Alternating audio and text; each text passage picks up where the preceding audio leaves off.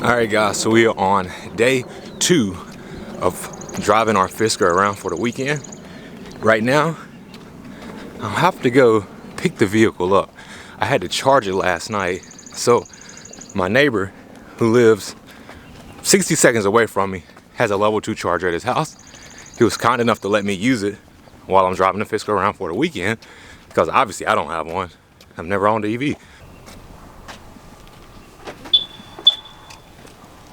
All right, guys, so here we go. You see it's unplugging now, and you guys can get in if you want. So unplugging now. I think I can just take it out here. I know last time I had to hit the button to stop the charge. Nope, since it's charged, I can just pull it out. So we're gonna close this up now and put our charger back. Put our charger back, so here we go. We are fully charged to 100%. And let's see what the battery, where the battery is. All right. Whoa. All right. Let's see what the battery. Battery is now at 100%, and we are at a 360-mile range. So that noise you hear is the vehicle letting me know that it is running, and we're on the way. So, seems simple enough.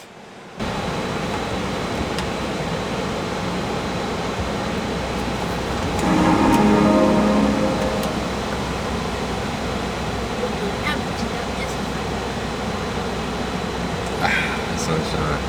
All right, guys, so we're on day 2 of driving the Fisker Ocean around. And I'm sorry, I may look a little washed out, but we have this beautiful sunroof open, and this mode is called California mode. And California mode gives you the ability to flip a switch and drop every window on this vehicle. And when I say every window, I mean every window. Both passenger windows, rear windows are down, sunroof open, rear window down again. I don't know the technical name for it.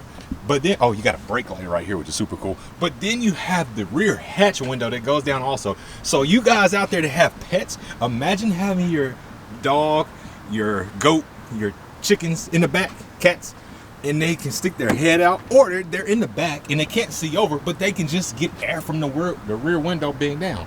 How cool would that be? So California mode on the Fisker Ocean Extreme drops all the windows on it. Look at the profile on this thing. How can you not like it? I have fallen in love with this vehicle, driving it. I think this is a very cool vehicle with a lot of features. And this thing, to me, for the price that they're offering it for, is definitely worth the price on it. You have cameras everywhere. You have sensors all around this thing. You have 22s on the Ocean Extreme.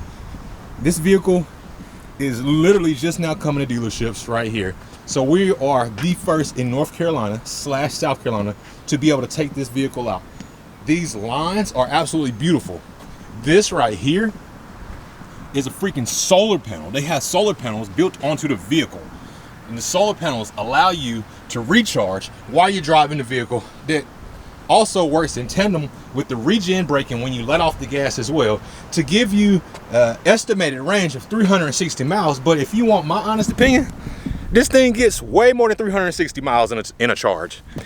Okay, so in terms of being able to drive this thing and get the experience from it, one of the things I like about what Fisker did with this was they went after a recycle mentality. So meaning that this, what you see here, is a bunch of recycled material, from the vegan leather on the seats to the Alcantara to the Ultra Suede. Like, this thing is absolutely luxurious, especially for the value that you get.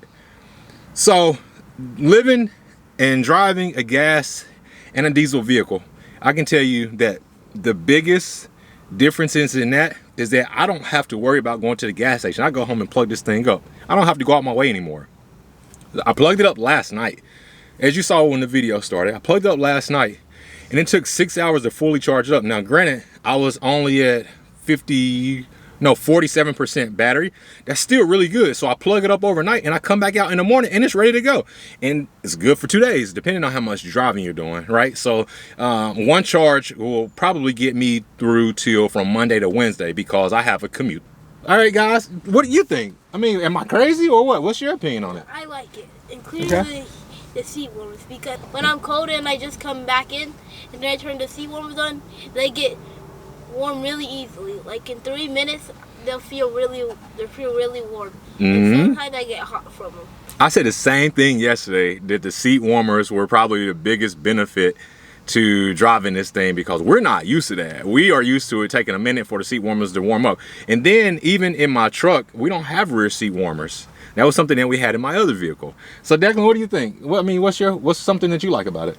How you can put your seat back like this. So these rear seats have recline buttons on them. So you can literally press a button and recline the seat forward or backwards. That is absolutely crazy. Forward. This seat right here is set to where I would be comfortable. I can literally sit in the back seat behind this seat and I am just as comfortable. When they designed this this interior with the front and the rear in mind, they designed it to fit full-size adults in here comfortably and creature comforts. So what else do you guys think? Is there anything else you find cool about this? I do. What do you find cool? I find cool that you have something different about the recliners, because you can pull it all the way back like how you could do in other trucks and cars, but in this one, but in some cars and trucks you can't even recline the back, or you can't just seat them. That's true. In this one you can. And That's you still true. have a lot of room after. And you still have a lot of room after. There you go. You heard it from the backseat passengers themselves. And then you also have an armrest, right? You want to show them the armrest, how that works? Okay, guys, so limo mode in the rear seat allows the passengers to have the ability that your driver will have in the front as far as setting the radio station and being able to set the temperature in the vehicle. So limo mode, to think about it, is like if you get in a limo and you shut that screen off between the driver and the people in the back, how they have full control over the rear. That's literally what that feature is on here. That's super freaking cool, man. Having the Extreme compared to the Ultra is a night and day difference, especially with the Fisker Pulse surround sound, the 3D surround sound. You have the limo mode, you have the hyper boost mode where you have the ability to slingshot this thing 500 times for the life of the vehicle, and that's probably to save the drivetrain. Then you also have this 17.1-inch touchscreen as well. You have the taco tray in the armrest, and once you use hyper mode on these things, you have the ability to disconnect the front drivetrain. Or okay, so let's say you're using Earth mode. So you have Earth, Fun, and Hyper. Earth mode is front wheel drive, so it disconnects the rear drivetrain. When you go to Fun, when you go to Hyper, in the Ocean Extremes, you then are able to have all-wheel drive capabilities, so you can grip and take off. So this thing boasts a 0 to 60 in 3.7 seconds. I don't know, to me it felt faster than that. So this right here has 564 horsepower. Now, that is a lot of power for a vehicle. Right? It is fun. It puts the power down. It chirps for a second and then it's gone. It's instant torque. I've never experienced instant torque until I drove an EV, which is absolutely mind-blowing. This thing has a power lift gate, power tailgate, whichever word you want to use, where it opens and closes by itself. It has the Find My Fisker. So if you have the app and it's connected to your vehicle, if you are out in Vegas, because that's what I hear in all the songs, if you're out in Vegas and you lose your vehicle, you can literally go to Find My Fisker and find where you parked it at. Now, signal. The signal has to be there. You can't find my Fisker if it doesn't have a signal. Okay, let me just throw that out there. So, the Extreme is worth the extra money, especially with the ELS Studio 3D sound system. You have 575 watts. It's mind-blowing. This vehicle is amazing, and I'm telling you guys, you can't go wrong with this vehicle. All right, guys, you have anything else you want to add into it? Not really. You said everything I was going to say. Okay. Declan? No. Well, there we go. So we have day 2 of driving the Fisker. Day 2 of enjoying it. And today I took the family, minus the lady, and we went on a road trip today. So there's going to be a little bit more that's coming you guys' way. So we have a day 3 coming. But day 2 has been experienced. What do you guys think? Good. Thumbs. There you good. go. Thumbs up from the crowd in the back. The rear seat is happy. I'm happy. Let's see what day 3 brings us. Till next time. Bye. Peace. If you have not already, make sure you go on down to Charlotte Fisker at 800 Gold Hill Road in Fort Mill, South Carolina, and get a look at this thing in the showroom. Okay? Make sure you go there and ask for Ken Allen, because he will be the one to help you out on this process. Charlotte Fisker has over 25 of these on the ground right now, and there at the moment is only one Extreme. So if you want an Extreme, you got to get down there and ask for Ken Allen. He'll be the one to take care of you. And again, thank you, Charlotte Fisker, for allowing me to do this 3-day series on the Fisker. This is an absolute amazing vehicle. All right, guys, we're at the Tesla charging station, as you see. And the biggest question that I have is, can a Tesla charging station charge the Fisker vehicles? I don't know. Let's find out. Now, granted, I don't know if I need an account or not. I don't know anything about the Tesla charging station. But I'm going to get out just like I would any other vehicle, and I'm going to plug it up and see. So let's see.